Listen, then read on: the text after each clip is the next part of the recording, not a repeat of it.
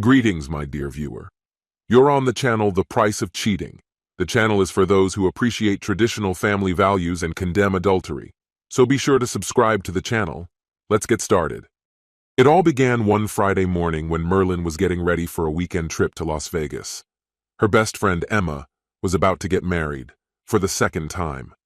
Yes, you read that right, the second time.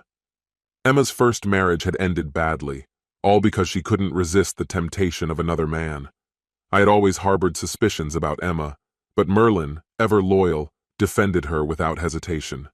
"She's changed," Merlin insisted, carefully folding a sleek black dress into her suitcase. "She's ready to settle down this time." I shot her a skeptical look. "Vegas for the bachelorette party? Really?" Merlin sighed dramatically, rolling her eyes. "Andrew, please, don't start. It's just for 2 days and I'll be with the girls the whole time." She kissed me goodbye and promised to call each night. Though I wasn't thrilled about it, I trusted her, or I thought I did. On Saturday night, I was lounging on the couch watching TV when my phone vibrated. It was my cousin Matt calling. He was in Vegas that weekend, celebrating a promotion with friends. "Hey man," he said, sounding uneasy. "I'm not sure how to say this, but I think I saw Merlin at a club." My frown deepened. "Yeah, she's there for Emma's bachelorette party." "Are you sure? Because she's not just with the girls," Matt replied, his voice cautious. "She's with a guy, and they're pretty close."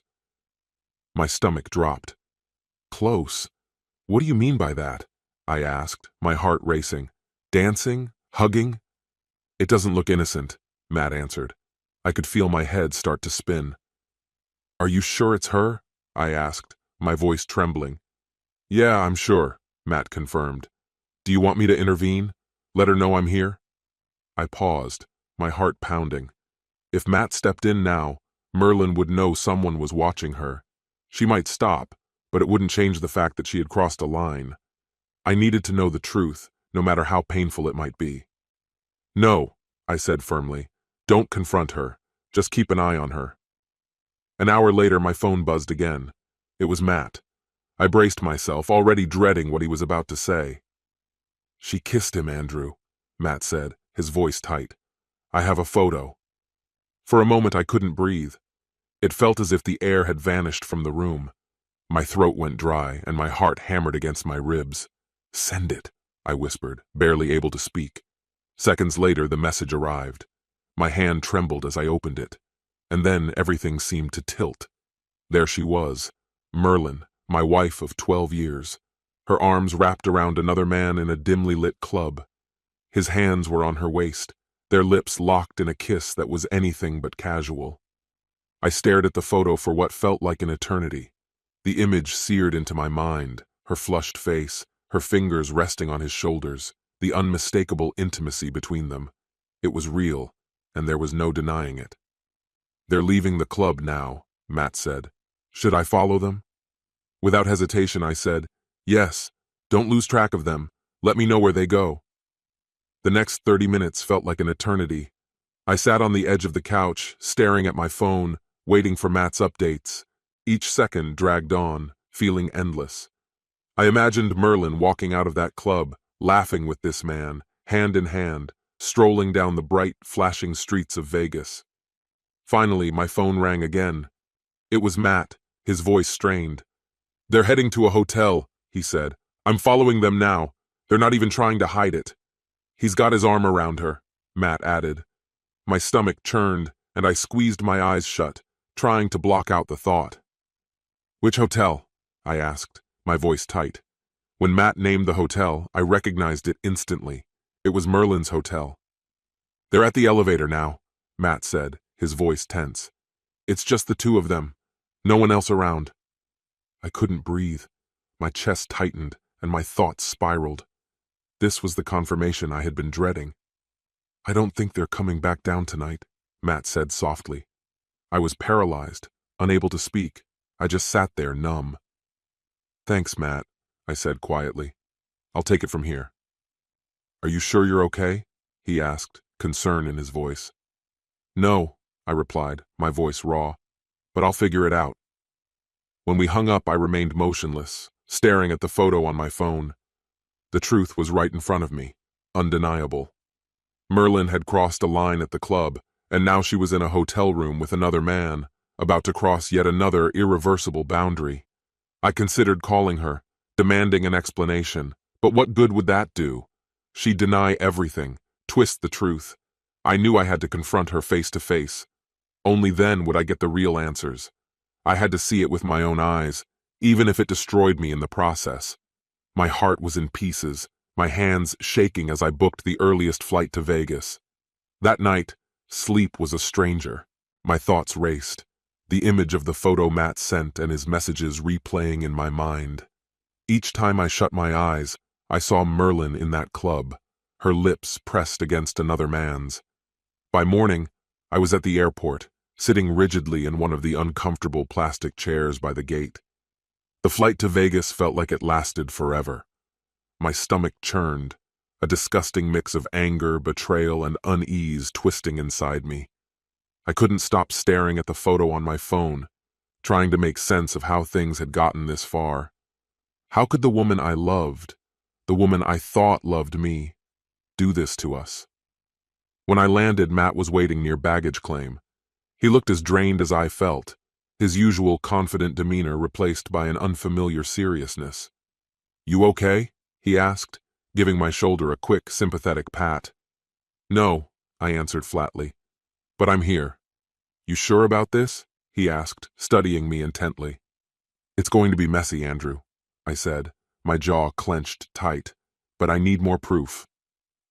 After several hours of staying in the background, Matt and I tracked Merlin and her friends to a rooftop bar with a stunning view of the Vegas Strip. It was the kind of place she loved, dimly lit, loud music, overpriced drinks.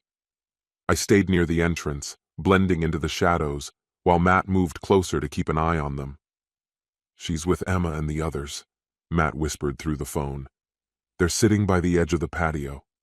I edged closer, trying to stay hidden.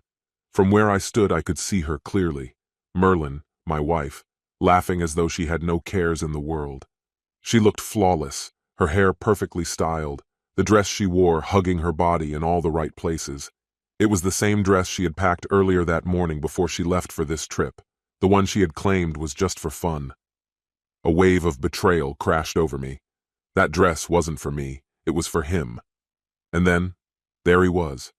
I recognized him instantly, the man from the photo, tall, broad-shouldered, with a confident grin and an arrogant swagger. But he wasn't alone. Another man stood beside him, likely his friend. My blood began to boil as I watched Merlin's face light up when she saw him. She stood up, adjusted her dress, and wrapped her arms around his neck as he leaned in. "She's all over him," Matt murmured through the phone. "I can't believe it." Neither could I. I stood frozen, my fists clenched tight. Every fiber of my being screamed at me to confront them, to demand the truth, to tear into this guy. But I couldn't. Not yet. I needed undeniable proof, something she couldn't talk her way out of. The minutes dragged by as I watched them. The rest of the group faded into the background, and all I could focus on was Merlin and the man, laughing, touching, leaning closer. Then it happened. He leaned in and brushed a strand of hair from her face. She didn't pull away. Instead, she tilted her head, and their lips met in a slow, intentional kiss. I snapped a photo, my hands trembling with rage. But when I looked at the image on my phone, I knew it wasn't enough. A kiss could be explained away, twisted into something innocent. I needed more. Matt's voice crackled through the phone again, tight with tension. "You get that?" he asked. "I got it," I replied, my teeth grinding. "But we're not done. Let's see where this goes." After a while, the group finished their drinks and began to leave. Merlin walked out with the man by her side, while his friend chatted closely with Emma.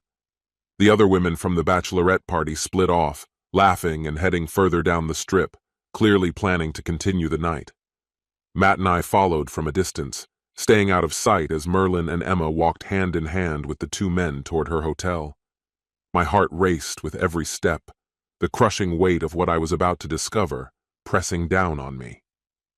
When they reached the hotel entrance, Merlin briefly looked around, scanning for anyone who might be watching. Then, She and Emma led the two men inside.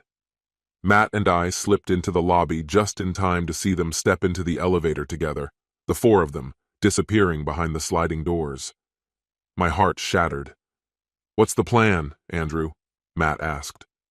Without hesitation, I answered, "We're ending this. I'm not leaving without the truth." Inside the lobby, I walked up to the front desk, my phone gripped tightly in my hand. I hadn't rehearsed anything. I just knew I had to act. The receptionist, a young man in his 20s, greeted me with a polite smile. "How can I help you, sir?" I pulled up a photo from my wedding day. In it, Merlin and I were smiling, our arms wrapped around each other, full of hope for the future. I showed it to the receptionist. "That's my wife," I said, my voice steady but cold. "She's been staying here for the weekend. I need to get into her room." The receptionist hesitated, his smile faltering as he looked at me with uncertainty. "I'm sorry, sir," he began, his voice unsure. "We have strict privacy rules for our guests." I interrupted him, my tone firm. "I understand your policy, but my wife is upstairs, and she's betraying me right now. I need to see it for myself." I leaned in closer, speaking softly. "This isn't just a feeling. I have evidence." I showed him the photo Matt had taken of Merlin kissing another man, my hand slightly shaking as I held it out. The receptionist glanced at the photo, his eyes widening. He seemed torn between adhering to his professional duties and showing compassion. "Please," I urged, my voice cracking with desperation. "I just need to know the truth. I'm not asking for anything more." He let out a long breath, clearly conflicted, before nodding slowly. "All right," he said, barely above a whisper. "But please, keep this discreet." He handed me a keycard, his fingers brushing mine for a brief moment. "Room 821, he added quietly. "Thank you," I responded, my voice thick with a mixture of dread and reluctant gratitude. The elevator ride to the 8th floor felt endless, my heart pounding in my chest, each beat seeming to echo in my ears. Matt had stayed in the lobby, ready to step in if things took a turn, but this was something I needed to face alone. As I stood before the door to room 821, I hesitated, my hand trembling as I held the key card. I pulled out my phone, started recording, and swiped the card through the reader. The green light blinked on, and the door creaked open. What I saw inside was worse than anything I could have imagined. Merlin was in bed with the man, his shirt discarded on the floor, and hers was nowhere to be seen. They froze at the sight of me, their faces twisted in shock and guilt. But there was more.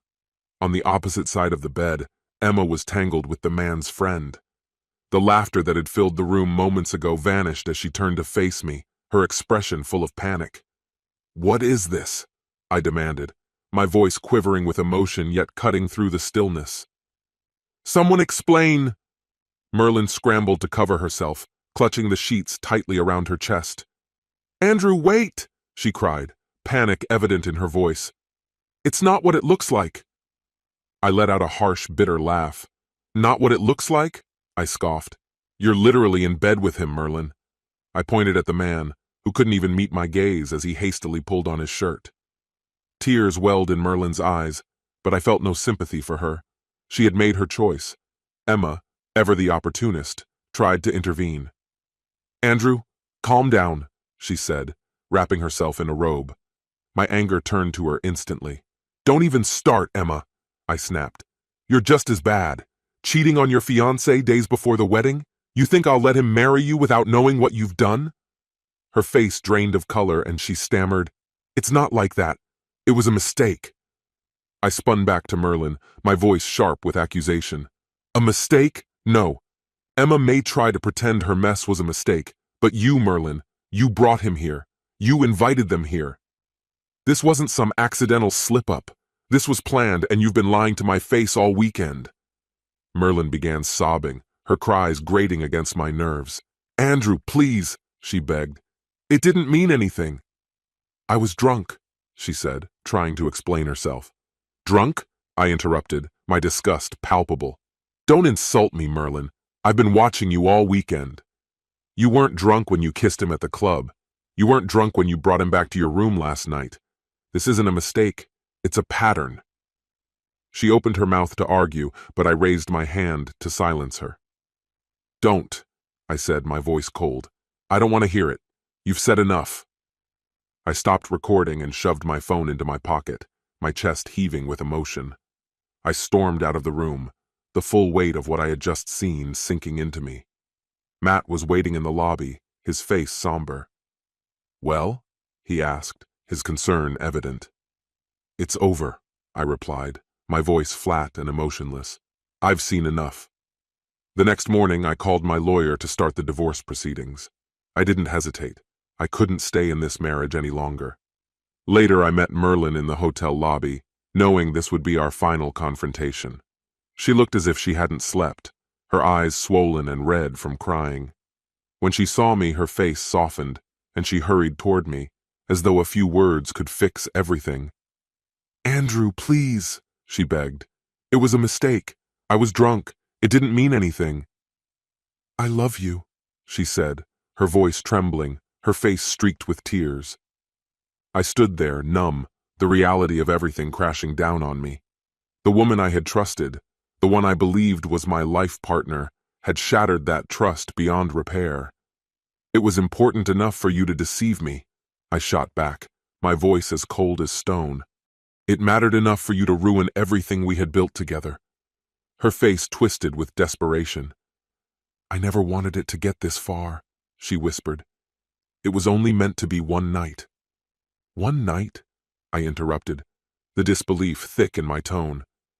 "You honestly think sleeping with someone else for a single night means nothing? And it wasn't just one night. It was two.